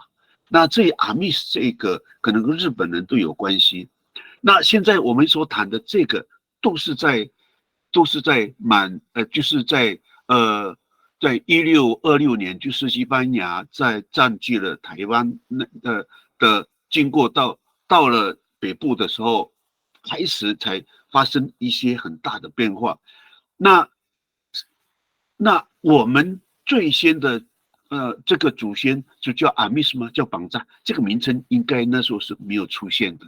所以你说把在这个，我们可以去推一下，然后它的移动的这些地方，然后跟我们去连接的话，可能跟我们的祖先是有很大的关系，以及我们目前所知道的这些用具啊，以及所使用的东西啊，去连接的话，那更是很理解到那个巴塞可能跟我们是关系是非常的很深远就对了啦。那我想这个我们阿密斯这一块，我们不要局限于在我们满清末年那一段时间，我们尽量往前面推，因为为什么满清末年这一段的时间，我们一直走不出去啊？我们只是在那边打圈圈，就是花莲跟台东。那至于过去那200年之前呢，300年之前呢，就是到哪里了？这就是我们目前一定要去慢慢去推敲的地方。那更清楚，那不是对我们更了解到说我们的祖先是从哪里来的。我再讲一个哈，在电视里面我就有看到，你听到了。你看在辽国这边，刚才不是说是南洋吗？还是就是在南洋那一带嘛？那你刚看哦，他说那个贵猫巴固，他们称什么？他们叫巴固啊。你看看，你说这么远的地方还会讲到同样的东西叫把过，那他们说这里啊就印尼省，我是想奇怪，怎么跟我们有些很接近哦，有些可能在语言上就不容易改变的哦，就是印尼伊劳这个东西，可能可以去知道说我们的这些移动的这些根源是在哪里，可以推敲，当然不能是决定了，至少有相近嘛。哦，我是希望大家从这一边去找一看看啊，当然这些最主要还是先去把自己的拿手先弄清楚，我们再来往前面去推哦。好，谢谢李老师哈。李老师也帮我解释了一下那个我们的那个前面的问题哦，更厘清了一些那个我们名称的命名哦，它有不同时期的命名，所以大家不要误会哦。我们在荷兰、西班牙的时候没有阿美族哦，也没有板炸哦，它这个都是在日本的时候，慢慢有那个阿美社的时候，才会有人去，而且这个大部分是因为那个我们讲这个阿美族这个名称的由来哈，因为阿美族人哦，恒春阿美哈，他虽然在南部了，但是他登陆台湾的时候就往北走哦，他一北一南，一北一南，一北一南哦，就一直来来回回哦。那南方的民族啊，像那个什么卑南族啊，或者是其他族群，他们有些词汇叫做阿咪，你们去查那个卑南族的词典哦，不是阿密词哦，是阿咪 AMI 哦，是西群卑南语的那个北方的意思哦，西群哦，他们有南王群啊，什么群啊？你去看那个西群卑南语哦，他们的那个，我给你们看，这应该我上次好像也有提哦。那个就是它的那个名称哦，看一下啊，好像我这边没有，没关系，下次有我再给各位看哦。就西群卑南语的那个对阿美族的命名哦，就叫阿咪，所以很多时候别的族群对阿美族的称谓很多种呢。就说我们以前还记得那个小白老师曾经我们在研究那个拉兰厄斯的时候，那个拉兰厄斯是卑南族人说那个住在那个很多拉兰厄斯地方的人，他们叫那边的阿美族叫拉兰厄斯哦。后来叫久的时候，阿美族人说你叫我们拉兰厄斯好吧，我们就把这个命名成什么我们的阿少。对啊，拉兰厄斯是卑南语哦，它不是阿美语哦，它是那个卑南族人称阿美族的一个说法。那同理，阿美族也有卑南族也有称阿美族叫阿咪，就是北方的人。那北方的人，阿美族人明明就是从南方登陆，为什么叫北方人？因为对他们而言呢，阿美族到北方又回来，到了北方又回来，对他们而言，这些人是北方来的人，你们懂吗？为什么这些族群会叫阿美族，叫北方的来的人？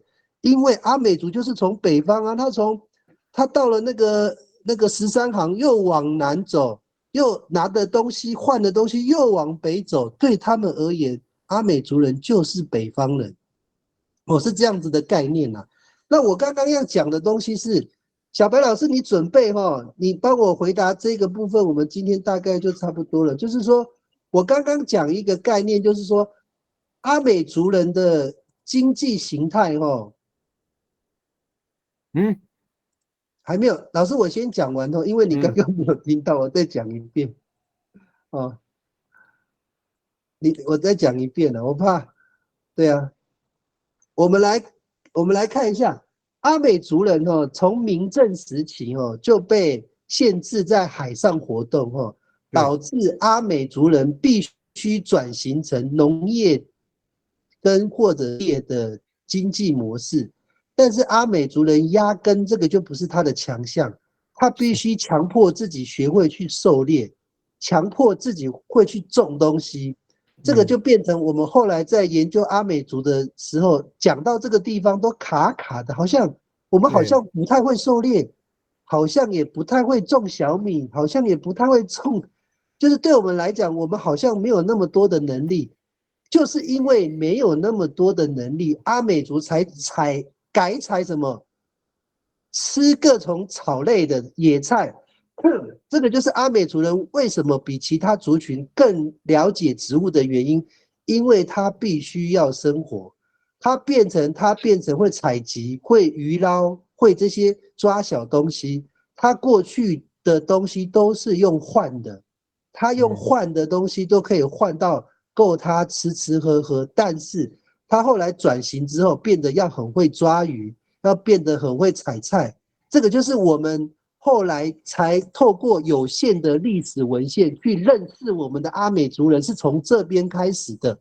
事实上，是明郑时期的郑成功限制了整个海上的活动，导致阿美族人过去的经济形态完全的丧失，那变成这个问题很大。那个什么，我们的那个阿美族人怎么办呢？他只好做他不擅长的工作，一直到现在的阿美族人，他能做什么呢？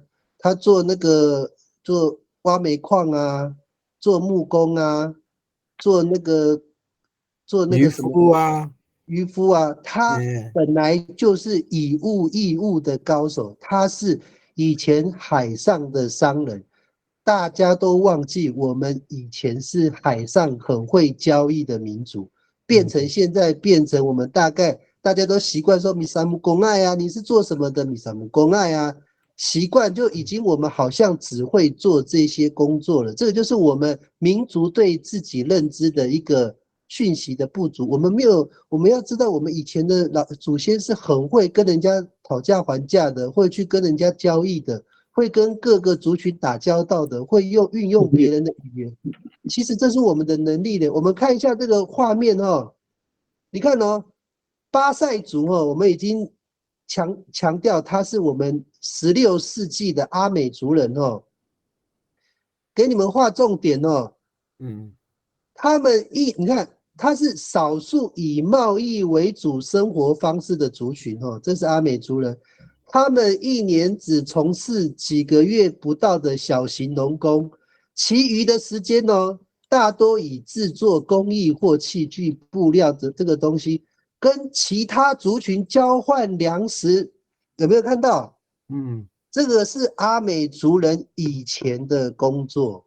大家好，我讲到这边，因为时间的关系，那个小白老师，你回馈一下我这个讲法，你这边的感觉怎么样？那按照确实是这样啦。如果我这样子看了我们电光部落的那个生活除了现在已经进入了那个农耕的技术已经蛮好的，我可以想象过去就1年才耕一次的田1年的时候才割到一次的那种时间，其他时间也大部分都是做这些工具啦，或是什么啦，种一些什么东西啊，大概就是这样。只是因为已经没有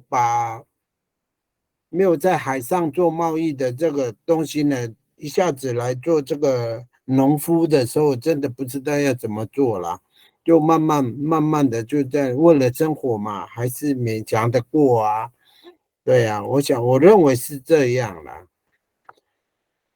对，好，谢谢小白老师好，我们现在因为我知道很多人都第一次听我们保持的一个原则大胆假设，小心求证。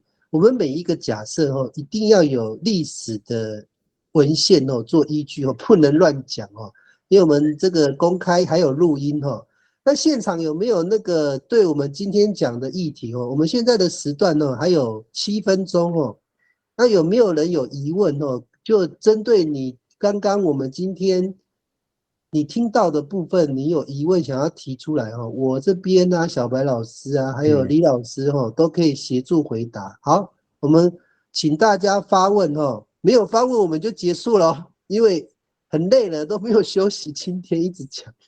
我再补充一下因为这些东西要讲之前的话，要有依据啦。就像刚刚凯明讲的啦哦，那我们就从那个极少数的文献当中去找拼凑的，那后来大胆的假设，才有这些个资料啦。我大概这样子讲好了，报告完毕。OK， 好，那我们还有6分钟哈，有没有人有问题的都可以问。我有一个问题哈，那刚刚讲到那个巴塞族这里，追究到这样的一个程度的话，以致让我们更清楚知道阿美族的那个由来跟那个文献的一个变化哈。那未来这个民主会不会促成文献的改革啊？我懂你的意思。那个马里盖老师讲到这个很重要，就是我们目前正在做的，因为我们现在阿美族线上语言潮嘛，主要的目的是提供一个语言的环境跟阿美族的文化的一个推广嘛。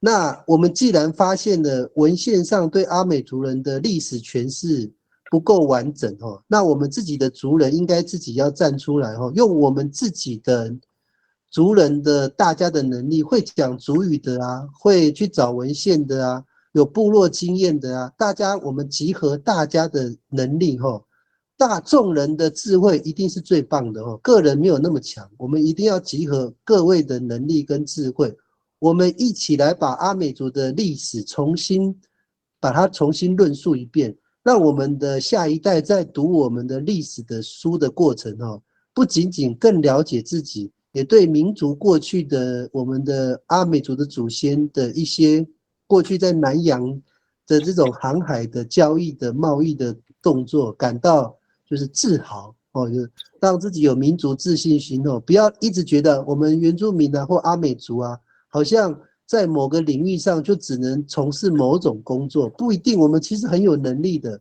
只是说我们没有机会，而且我们的机会本来可以更好就是你看殖民者有时候很恐怖啊，就是被殖民者剥夺了，没有错。但是我们不要怪他们他们也被白人剥夺，他们就只好剥夺颜色更深的人吧，他们就是这样啊。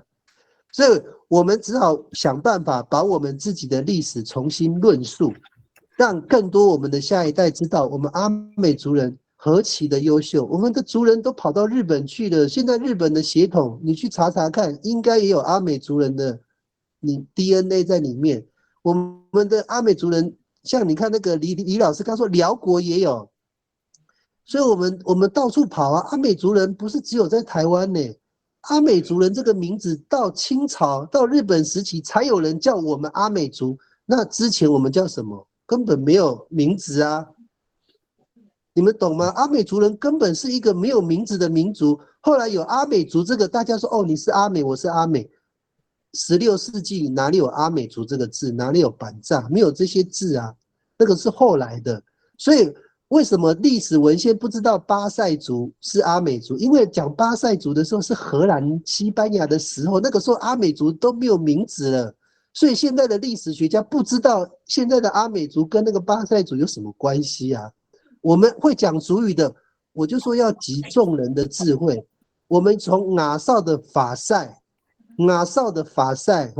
法塞这个字啊，在南势阿美的念法叫做瓦塞，那所以他的中文的听的人会以为他念的是巴塞，你懂吗？他不会听成发塞，因为南势阿美他们是恒春阿美北上的这个族群，第一代停在那边没有动的，所以南势阿美的话其实是最纯正的阿美语，我们都现在笑他呢。他是第一代来台湾的阿美族人呢，他是第一个到立雾溪、到花莲平原的呢。我们后来的语言跟平埔族、跟卑南族、跟布农族、跟排湾族，就是交易的过程中，让我们的语言怎么样，越来越不太一样。有的喉塞音跑调的，有的呜啊分不清楚。我们现在在笑南势南势才是第一代比较纯正，所以为什么我们跟南势阿美格格不入？因为南势阿美没有被其他族群互动污染，它直接在立务溪登进去，在那边组成什么4个社？那4个社为什么会跟其他的族群格格不入？因为他们是第一代，他们没有透过雅绍的重组联盟，你们懂吗？他们不需要像其他部落的雅绍的又港口8大事件，这个雅绍加 A 加 B，B 加 C，C 加又加 D， 这个部落有3个雅绍，这个部落有4个雅绍。他们之所以没有雅绍，因为他们是同一支雅绍，他们要么就达利沙干，要么就是法塞，所以他们后来就往北迁哦，大概是这样子啦。我讲太多了哦。那个马里盖老师有没有回答到你的问题？有，我认同这样的一个说法。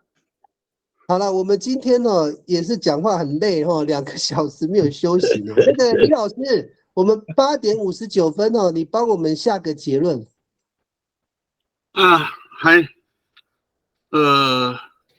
为了我们往上追溯的这些理由可以成立，所以我们还是要继续的加油。想想看哈，我们在中间里面，从满清末年前面都是断掉了，我们实际上在部落里面所田野的都断掉了。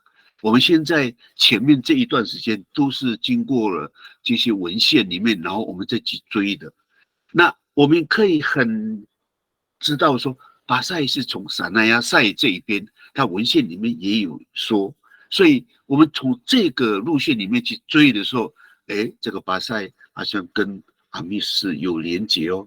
那我们还是在用推论的方式了哦，所以我们还是要去努力。Nanay ma-repat ita ku larangawan. Hau, pagkaninta i sarangawan ita. Hau, misanga mi repat ituay hakya ku larangatan ita. Ano hanan ta ku piharatang latak mahala ita kya luy-luyan ita ku rakat no toas. Nanay umafanaay kita mi jono ano hayahao米周热atau米周热，什么叫米周热？就是可以用你的能力去担。个股米周热害，米周热害是去推卸。我们不要抱这种米周热害法律做，周热害你大股马路米大什么还能股给了。好，那我们就结束今天的线上会议，谢谢各位。嗨，妈妈。Aray.